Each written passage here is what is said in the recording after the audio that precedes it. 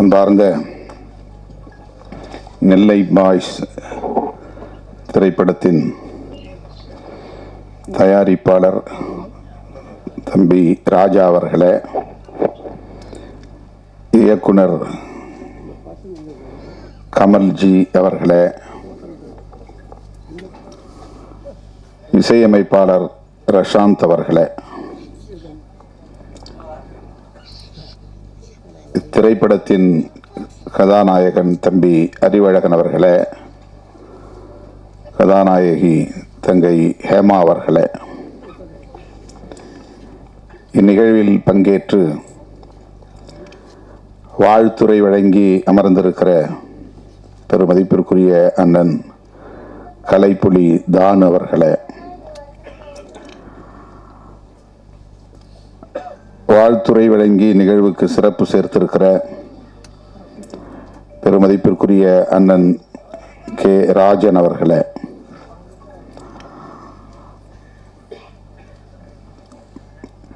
திரைப்பட தயாரிப்பாளர் சங்கத்தின் துணைத் தலைவர் அன்பு இளவல் தமிழ்குமரன் அவர்களே, தமிழ் திரைப்பட தயாரிப்பாளர் சங்கத்தின் செயலாளர் திருமிகு ராதாகிருஷ்ணன் அவர்களே, மற்றும் இந்த நிகழ்வில் பங்கேற்று இதனை சிறப்பித்துக் கொண்டிருக்கிற திரு எஸ்.கே. சம்பத் அவர்களே, சஞ்சய் செல்வம் அவர்களே, மதன் குமார் அவர்களே, அபிநயா ஜென்சி அவர்களே, விஜித் அவர்களே, ரியாத் அவர்களே, வித்யாராம் அவர்களே, திருமதி லாவண்யா அவர்களே மற்றும் திரு சிவக்குமார் அவர்களே, இந்நிகழ்வில் பங்கேற்று இதனை சிறப்பித்துக் கொண்டிருக்கிற இந்த திரைப்பட குழுவை சார்ந்த தொழில்நுட்ப கலைஞர்களே, திரளாக கூடியிருக்கிற தமிழ் சொந்தங்களே, உங்கள் அனைவருக்கும் என்னுடைய பணிவார்ந்த வணக்கத்தை தெரிவித்துக் கொள்கிறேன். மிகவும் நேரம் கடந்து இந்த நிகழ்வை நாம் தொடங்கியிருக்கிறோம் என்று ஒவ்வொருவரும் இங்கே பேசியதை நீங்கள் அறிவீர்கள். காலத்தாழ்வுக்கு நானும் ஒரு காரணம். அதற்காக என்னுடைய வருத்தத்தை தெரிவித்துக் கொள்கிறேன். நெல்லை பாய்ஸ் என்கிற இந்த திரைப்படத்தின் பாடல் வெளியீட்டு விழா, அதிலே பங்கேற்கிற ஒரு வாய்ப்பு, இந்த அரிய வாய்ப்பை எனக்கு வழங்கிய தயாரிப்பாளர் ராஜா அவர்களுக்கும் இயக்குனர் கமல் அவர்களுக்கும் இந்த படத்தின் நாயகன் தம்பி அறிவழகன் அவர்களுக்கும் என்னுடைய நன்றியை முதலில் உரித்தாக்குகிறேன். ராஜா அவர்களை பற்றி திரைப்படத்தில் இன்றைக்கு மிக பெரும் ஜாம்பவான்களாக இருக்கக்கூடிய அண்ணன் தானு அவர்களும் அண்ணன் ராஜன் அவர்களும் பலரும் இங்கே பேசினார்கள். எனக்கு பெரிய அளவில் அவர் அறிமுகம் இல்லை. இயக்குனரும் தயாரிப்பாளரும் அறிவழகன் அவர்களோடு வந்து இந்த நிகழ்வுக்கு வர வேண்டும் என்று எனக்கு அழைப்பு விடுத்தார்கள். பல்வேறு பணிச்சுமைகளுக்கு இடையிலே எனக்கு சற்று தயக்கம் இருந்தது. ஆனாலும் மறுதலிக்க இயலவில்லை. அதற்கு முக்கியமான காரணம், இந்த படத்தின் நாயகனாக நடிக்கிற தம்பி அறிவழகன் என்னால் அன்போடு கென்னி என்று அழைக்கப்படக்கூடிய தம்பி, குழந்தையிலிருந்து என் மடியில் வளர்ந்த ஒரு பிள்ளை. நான் எண்ணி பெருமைப்படுகிறேன். திரைப்பட கதாநாயகர்களை தொட்டு பார்த்தால் போதும் என்கிற நிலையில் இருந்த நான் இன்றைக்கு ஒரு நாயகனை நானே மடியில் வளர்த்தேன் என்று பார்க்கிற போது அது பெருமகிழ்வை தருகிறது. கே நகர் ஒட்டகப்பாளையத்திலே நான் ஒரு வாடகை வீட்டில் தங்கியிருந்தேன் சில காலம். அந்த வீடு தம்பி அறிவழகனுடைய பெற்றோர் திரைப்பட கேமராமேன் தம்பி வில்லாளன் என்கிற சிகாமணியின் வீடு. அவர் யார் என்றால் ட்ரம்ஸ் சிவமணி அவர்களின் மருமக பிள்ளை, மைத்துனர்.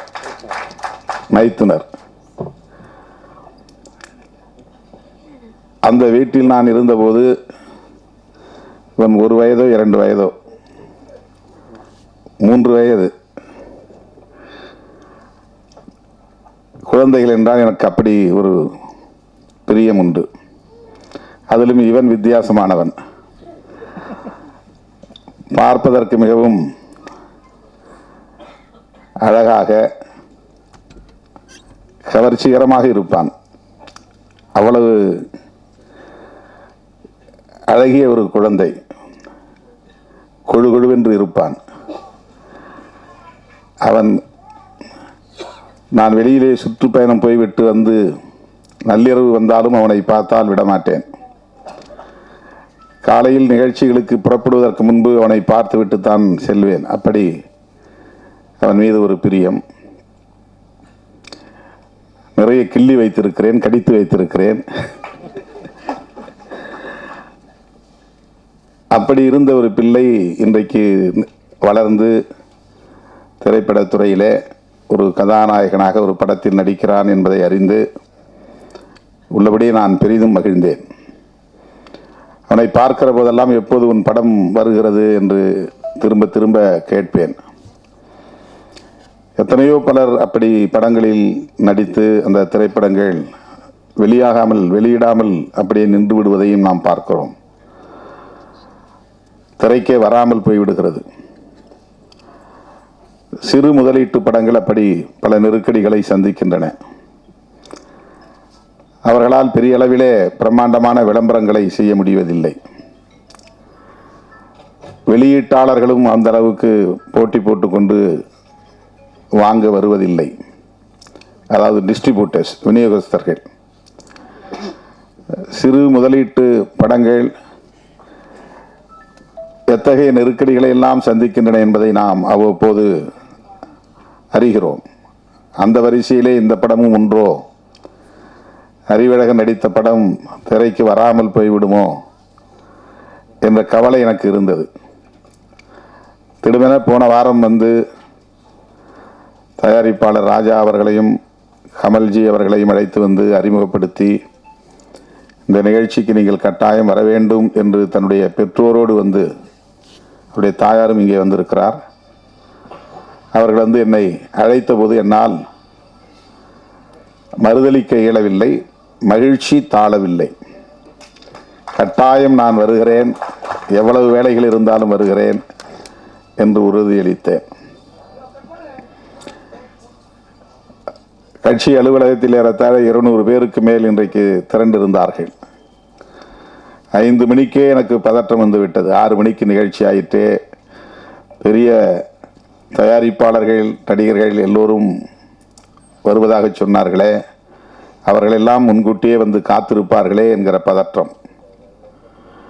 ஆனாலும் என்னால் உரிய நேரத்திற்கு வர இயலாத அளவுக்கு பல்வேறு மாவட்டங்களிலிருந்து நிறைய தோழர்கள் வந்து என்னை சூழ்ந்து கொண்டார்கள். அவற்றையெல்லாம் பின்னுக்கு தள்ளிவிட்டு நான் இங்கே வந்து உங்கள் முன்னால் நிற்பதிலே மகிழ்ச்சி அடைகிறேன். தம்பி அறிவழகனை நான் நெஞ்சார வாழ்த்துகிறேன். அது என்னுடைய முதல் கடமை. அவருக்கு இப்படி ஒரு வாய்ப்பை தந்த ராஜா அவர்களுக்கும் கமல்ஜி அவர்களுக்கும் என்னுடைய நெஞ்சார்ந்த வாழ்த்துக்கள். அவர் பிரபலமான குடும்ப பின்னணியை கொண்டவர் அல்ல, ஏற்கனவே பல படங்களை நடித்து புகழ் பெற்றவர் அல்ல. ஆனாலும் அவரை ஒரு நாயகன் ஆக்க வேண்டும் என்று துணிந்து தம்பி ராஜா அவர்கள் ஒரு முதலீட்டை செய்திருக்கிறார் என்றால் அவருக்கு எப்படி என்னுடைய பாராட்டை தெரிவிப்பது, வாழ்த்துக்களை தெரிவிப்பது என்று திணறி நிற்கிறேன். அதற்காக அவரை நான் மீண்டும் ஒரு முறை வாழ்த்தவும் பாராட்டவும் கடமைப்பட்டிருக்கிறேன். நெல்லை பாய்ஸ் கதை முழுமையாக நாம் இன்னும் திரைப்படத்தை பார்க்கவில்லை, தெரியவில்லை. ஆனால் அந்த எழுத்தை பார்த்ததும் நான் கேட்டேன், என்ன இந்த நெல்லையில் நிறைய அறிவாள்கள் இருக்கின்றன, கொடுவாள்கள் இருக்கின்றன, இந்த எழுத்தின் வடிவமைப்பிலேயே அருவா இருக்கிறதே என்று கேட்டேன். நெல்லை என்றாலே அருவாள் என்று சொல்லக்கூடிய நிலை. அப்படித்தான் அதை சித்தரிக்க வேண்டும் என்று இல்லை. திரைப்படங்களில் எனக்கு நெடுநாளாக உள்ள ஒரு பெரிய கேள்வி, வன்முறைகள் இல்லாமல் படம் எடுக்கவே முடியாதா என்ற கேள்வி. வன்முறைகளுக்கு முன்னுரிமை அல்லது முக்கியத்துவம் தராமல் திரைப்படங்களை எடுக்க முடியாதா என்ற கேள்வி. திரைப்படங்களில் காட்டுவதைப் போல் உள்ளபடியே மக்களிடையே வன்முறை கலாச்சாரம் இருக்கிறதா என்ற கேள்வி. இயக்குனர்கள் மாற்றி சிந்திக்க வேண்டும். ஒரு கதாநாயகன் என்றால் அவன் 10 பேரை ஒரே நேரத்தில் அடித்து வீழ்த்துவான், 100 பேரை எதிர்கொள்வான். பெரிய அளவில் ஒரு தாதாயிசம் அல்லது ரவுடியிசம் இருந்தால்தான் அவன் ஹீரோ என்று கட்டாயமாக வலிந்து அதை காட்டித்தான் ஆக வேண்டுமா என்ற கேள்வி எனக்கு உண்டு. நெல்லையில் எவ்வளவோ பேர் கல்விமான்கள் இருக்கிறார்கள், தொழிலதிபர்கள் இருக்கிறார்கள், ஆய்வாளர்கள் இருக்கிறார்கள், நீதிபதிகள் தோன்றியிருக்கிறார்கள், இன்னும் பல்வேறு சிறப்புக்குரியவர்கள் இருக்கிறார்கள். தென் மாவட்டங்கள் என்றாலே அருவா கலாச்சாரம், நெல்லை என்றாலே அருவா கலாச்சாரம் என்பதை போன்ற ஒரு தோற்றத்தை ஏற்படுத்துகிற போக்கு தொடர்ந்து இருக்கிறதே என்ற கவலை எனக்கு உண்டு. இந்த படத்தை வைத்து நான் பேசுவதாக கருத வேண்டாம், பொதுவாக பேசுகிறேன்.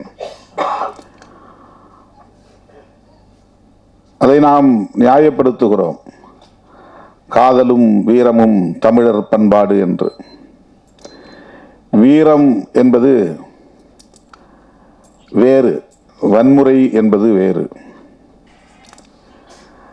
நான் மதுரையிலே 90களின் தொடக்கத்தில் இந்த இயக்கப் பணிகளை ஆற்றிய போது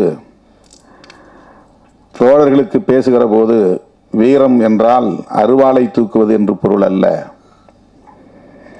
நெருக்கடிகள் சூழ்ந்த போதும் கொள்கை நெறிப்படியே வாழ்தல் வீரம் என்று ஒரு முழக்கமே நான் எழுதினேன்.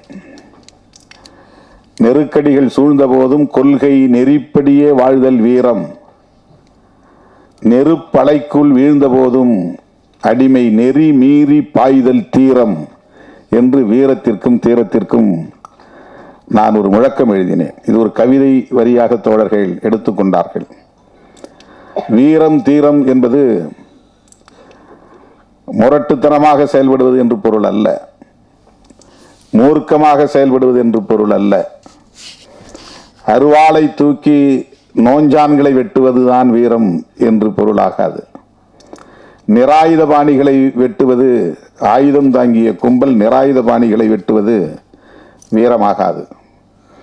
10 பேர் சேர்ந்து பேருந்திலே வருகிற நிராயுதபாணிகளை சுற்றி வளைத்து அவர்களை வெட்டி வீழ்த்துவது வீரம் என்ற ஒரு பார்வை இங்கே இருக்கிறது. அப்படி அல்ல. நாம் ஏற்றுக்கொண்ட கொள்கை, நாம் உள்வாங்கிக் கொண்ட கொள்கை, அந்த கொள்கைக்கு நெருக்கடி வருகிற போது அரசு தரப்பிலிருந்து வந்தாலும் பிற தரப்பிலிருந்து வந்தாலும், காவல்துறை தந்தாலும் அல்லது மற்றவர்கள் தந்தாலும், அந்த கொள்கையிலிருந்து ஒருபோதும் நான் வழுவ மாட்டேன், நழுவ மாட்டேன். சிறையில் அடைத்தாலும் அதிலிருந்து பின்வாங்க மாட்டேன். துப்பாக்கிச் சூட்டை நடத்தினாலும் அதிலிருந்து பின்வாங்க மாட்டேன் என்று எதிர்த்து நிற்பதுதான் உண்மையான வீரம். ஆனால் நாம் இங்கே வன்முறையை வீரமாக சித்தரிக்கிறோம். ரவுடியிசம் என்பது வேறு, ஹீரோயிசம் என்பது வேறு. ஆனால் இங்கே ரவுடியிசம் தான் ஹீரோயிசமாக மீண்டும் மீண்டும் உயர்த்தி பிடிக்கப்படுகிறது. புரட்சி என்பது வேறு, வன்முறை என்பது வேறு என்று நான் ஒரு பாடல் ஒரு திரைப்படத்திற்காக எழுதி கொடுத்தேன். அந்த பாடலும் திரைப்படத்தில் வந்தது. புரட்சி என்பது கட்டாயம் ரத்தம் சிந்திதான் ஆக வேண்டும் என்று இல்லை.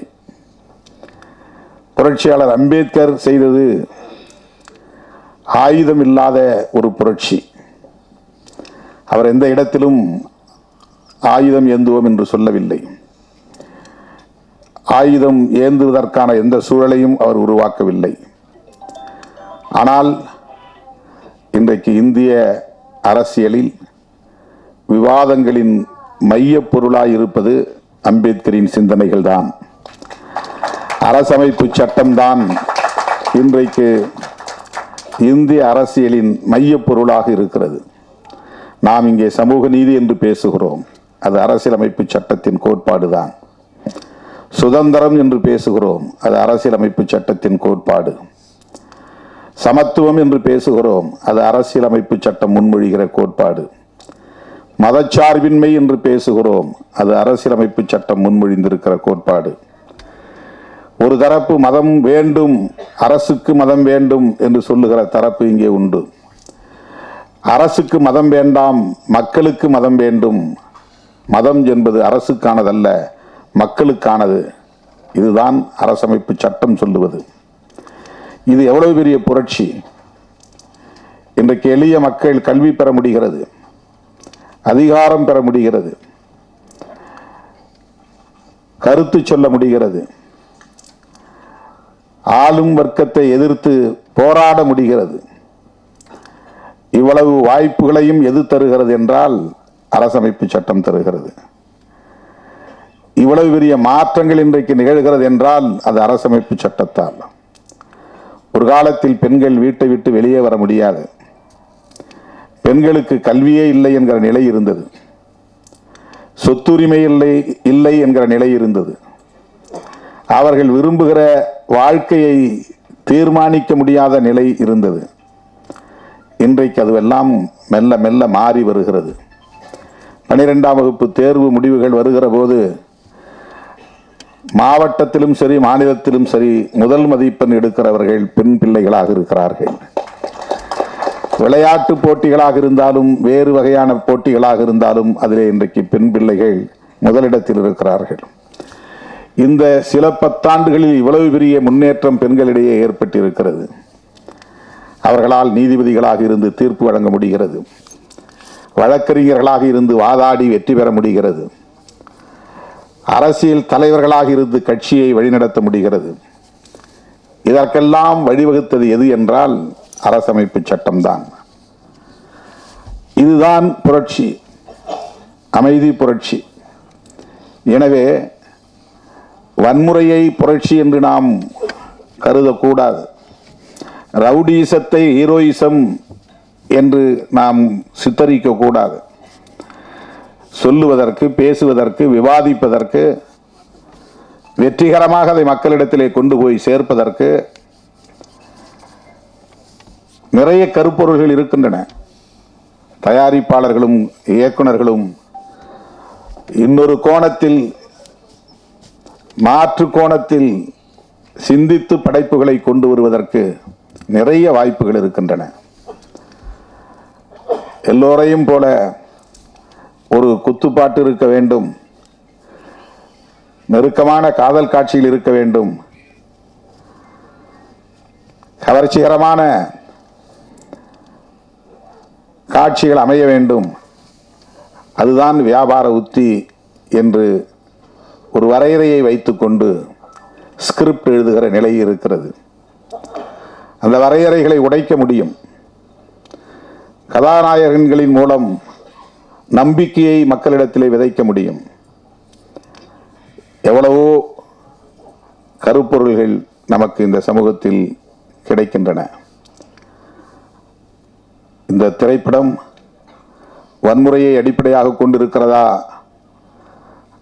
அல்லது கவர்ச்சிகரமான காட்சிகளை கொண்டிருக்கிறதா என்று நமக்கு தெரியாது. ஆனால் பொதுவாக இப்படி ஒரு பார்வை இருப்பதை நாம் பார்க்கிறோம். நான் பார்க்குற எல்லா படங்கள்லையும் குறைஞ்சது 3 சண்டை இருக்கு, 4 சண்டை இருக்கு. அதில் கடுமையான இரத்த வெறி கொண்ட வன்முறைகள் இருக்கின்றன. அதை பார்க்க பார்க்க பார்க்க வன்முறை என்பது இயல்பானது என்று ஒரு உளவியல் இங்கே கட்டமைக்கப்படுகிறது.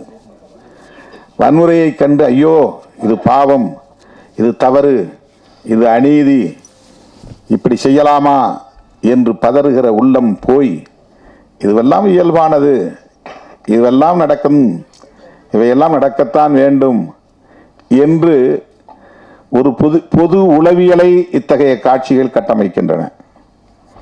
வன்முறையின் மீது ஒரு எதிர்மறை விமர்சனம் இல்லாமல் அதை கடந்து போகிற நிலை உளவியலாக கட்டமைக்கப்படுகிறது. எந்த ஒரு காட்சியை திரும்ப திரும்ப நாம் காட்டுகிறோமோ அந்த காட்சி இயல்பான ஒன்றாக மாறிவிடுகிறது. எவ்வளவு பேரை தீ வைத்து கொளுத்தினாலும் நம்ம கண்டுக்காம இருக்கிறோம். ஏன்னா திரைப்படங்களில் பார்த்த காட்சிகள் பெண்களை நிர்வாணப்படுத்தி பெட்ரோல் ஊற்றி கொளுத்தினாலும் நாம் அப்படியே அதை வெறும் காட்சியாக பார்த்து கொண்டு சாப்பிட்டு கொண்டிருக்கிறோம், அரட்டை அடித்துக் கொண்டிருக்கிறோம். நம் மனம் பதறுவதில்லை. இவையெல்லாம் வாழ்க்கையில் நடக்கிறது. கொடூரமான படுகொலைகள் நடக்கின்றன. மேலவளவிலே 7 பேரை வெட்டி படுகொலை செய்கிறார்கள் பட்டப்பகலில். தமிழ்நாடு அமைதியாக இருந்தது. திண்ணியம் என்கிற இடத்திலே ஒருவன் கொடுத்த பணத்தை திருப்பி கேட்டான் என்பதற்காக அவனை கட்டி வைத்து உதைத்து அவன் வாயிலே மலத்தை திணித்தார்கள். நாடு அமைதியாக இருந்தது. 2002ஆம் ஆண்டு நான் வன்னிக்கு போயிருந்த போது அண்ணன் பிரபாகரன் அவர்கள் போனவுடன் என்னிடத்தில் கேட்ட கேள்வி இதுதான். திண்ணியத்தில் ஒருவன் வாயில் மலத்தை திணித்தானே, என்ன கொடுமை! 3 நாள் நான் உறங்கவே இல்லை. இதையெல்லாம் எப்படி உங்கள் மாநிலத்து தலைவர்கள் சகித்து கொண்டு அமைதியாக இருக்கிறார்கள்? வாயிலே மலத்தை திணித்தவன் இன்னும் உயிரோடு இருக்கிறானா என்று கேட்டார். ஒரு அநீதி நடக்கிற போது ஒருவன் உள்ளம் கொதிக்கிறது என்றால் அவன்தான் புரட்சியாளன். எந்த ஊர்ல நடக்குது, எங்க ஊர்ல நடக்குதா அப்படின்னு பார்த்து கொதிப்படைகிறவன் இல்லை. எங்க சாதிக்கு நடக்குதான்னு பார்த்து கொதிப்படைகிறது கொதிப்பல்ல, புரட்சி அல்ல. எங்கோ ஒரு இடத்தில் அநீதி நடக்கிறது என்றால் இந்த அநீதி நடப்பது கொடுமை என்று பதறுகிற அந்த உள்ளம், அதுதான் புரட்சிகர உள்ளம். அப்படி பதற முடியாமல் ஆக்குவது எது என்றால் திரைப்படங்களில் காட்டுகிற இத்தகைய காட்சிகள் தான். தினந்தோறும் பார்க்கிறோம். எல்லா படத்திலும் வன்முறைகள். 10 பேர் சேர்ந்து ஒரு கொடூரமா வெட்டி படுகொலை செய்யக்கூடிய காட்சிகள், ரத்தம் தெறிக்கிற காட்சிகள், இதுவெல்லாம் நம்ம ஒரு படமாக தான் காட்சியாக தான் நடத்துகிறோம். ஆனால் அதை பார்க்குற மக்கள் மத்தியில் அது ஒரு தாக்கத்தை ஏற்படுத்துகிறது. அது ஒரு பொது உளவியலை கட்டமைக்கிறது. இப்படி தான் நடக்கும். அங்கே 2 பேரை வெட்டிட்டாங்களா, 10 பேரை வெட்டிட்டாங்களா, அதை பற்றி நமக்கு பிரச்சனையே இருக்காது, கவலையே இருக்காது, பதற்றமே இருக்காது, படபடப்பு இருக்காது, பதைப்பு இருக்காது. அப்புறம் அநீதி நிகழ்ந்து கொண்டேதான் இருக்கும். வீட்டுக்குள்ள புகுந்து ஒருத்தன் துப்பாக்கியால சொல்றான் கர்நாடகாவில். ஏண்டான்னா அவன் இடதுசாரி சிந்தனையாளர். நாடு அமைதியாக இருக்கிறது, பதறவே இல்லை. அந்த கவலையிலிருந்து நான் இதை சுட்டி காட்டுகிறேன். இந்த திரைப்படத்தை முழுமையாக பார்க்க ஆசை. ஏனென்றால் அதிலே தம்பி அறிவழகன் கதாநாயகனாக நடித்திருக்கிறான் என்பதும் ஒரு காரணம். நெல்லை பாய்ஸ் எப்படிப்பட்டவர்களாக இருக்கிறார்கள், நம்முடைய கமல்ஜி அதை எப்படி இயக்கியிருக்கிறார், நடிகராகவும் தயாரிப்பாளராகவும் இருக்கிற தம்பி ராஜா அவர்கள் எப்படி இதிலே கவனம் செலுத்தி இருக்கிறார், அவருக்கு எதிர்காலம் இருக்கிறது என்று அண்ணன் ராஜன் அவர்களும் பேசினார், அண்ணன் தானு அவர்களும் பேசினார். ஒரு படத்தை தயாரிப்பது எவ்வளவு பெரிய போராட்டம் என்பது நமக்கு தெரியும். சிறு முதலீடு என்றால் அதற்கு சிறு படம் என்று நாம் சொல்லுகிறோம். எந்த படமும் சிறிய படம் பெரிய படம் என்றில்லை. முதலீடு தான் சிறிய முதலீடு, பெரிய முதலீடு. சிறு முதலீட்டு படங்கள் என்று வேண்டுமானால் நாம் சொல்லலாம், சிறு படங்கள் என்று சொல்லக்கூடாது. தயாரிப்பாளர்களுக்கு இருக்கிற நெருக்கடிகள், அந்த படத்தை தயாரித்து அதை திரைக்கு கொண்டு வருவது என்பது எவ்வளவு பெரிய போராட்டம் என்பது நமக்கு தெரியும். வந்ததும் அண்ணன் சொன்னார், 200 படம் வருதுன்னா 190 படங்கள் படுத்துக்குது, 10 படங்கள் தான் ஓடுது. ஆனாலும் இன்னும் 100 பேர் திரும்ப அந்த களத்துக்குள்ள வராங்க. இந்த தகவலை சொன்னார். தயாரிப்பாளர்கள் நலிவடைந்து விடக்கூடாது, நட்டமடையக்கூடாது. அவர்களும் இங்கே பாதுகாப்பாக தொடர்ந்து இயங்க வேண்டும். அதற்காகத்தான் இந்த சங்கங்கள் எல்லாம், தயாரிப்பாளர்கள் சங்கம், இயக்குனர்கள் சங்கம் என்று ஒவ்வொரு கலைஞர்களுக்கும் தனித்தனியே சங்கங்கள். தயாரிப்பாளரும் இயக்குனரும் ஒருமித்த கருத்தோடு இணைந்து இயங்கினால்தான் ஒரு படம் முழுமை பெறும். அந்த படத்தை திரைக்கும் கொண்டு வர முடியும். அதற்கு இந்த சூழல் ஏதுவாகவும் அமைய வேண்டும். இவற்றையெல்லாம் கடந்து இயக்குனர், தயாரிப்பாளர் போன்றவர்கள் ஒரு படத்திலே எந்த காட்சிகளை அமைக்க வேண்டும் என்பதிலும் ஒரு முற்போக்கான பார்வை கொண்டிருக்க வேண்டும். சாதி அமைப்பை நியாயப்படுத்துவது, சாதி பெருமையை உயர்த்தி பிடிப்பது, மதவாத அரசியலை நியாயப்படுத்துவது, இவையெல்லாம் சமூகத்தின் நலன்களுக்கு உகந்தவையா என்கிற சிந்தனை தேவை. பெரியார் அதற்காக தம் வாழ்க்கையை முழுமையாக ஒப்படைத்துக் கொண்டார். 65 வயதிலேயே தன் வாழ்வை முடித்துக் கொண்டார் புரட்சியாளர் அம்பேத்கர். அல்லும் பகலும் படித்து படித்து எழுதி எழுதி உறக்கம் இல்லாமல் அந்த வாழ்வை முடித்துக் கொண்டார். அவர்களெல்லாம் இந்த சமூகத்தில் எத்தகைய மாற்றத்தை உருவாக்க விரும்பினார்களோ அந்த மாற்றத்தை உருவாக்குவதற்கு நாம் பெரிதாக திரைப்படத்திலே பிரச்சாரம் செய்ய முடியாது. ஆனால் அதற்கு எதிரான காட்சிகளை அமைத்து ஒரு எதிரான போக்கை சமூகத்திலே வளர்த்து விடாமல் இருந்தாலே போதும். இது என்னுடைய பணிவான வேண்டுகோள். இளம் இயக்குனர், இளம் தயாரிப்பாளர், இவர்களுக்கு எதிர்காலம் இருக்கிறது. ஆகவே இவர்கள் ஒரு முற்போக்கான பார்வை கொண்டவர்களாக பரிணமித்து வளர வேண்டும், வெல்ல வேண்டும் என்று நெஞ்சார வாழ்த்தி வாய்ப்புக்கு நன்றி கூறி முடிக்கிறேன். நன்றி, வணக்கம்.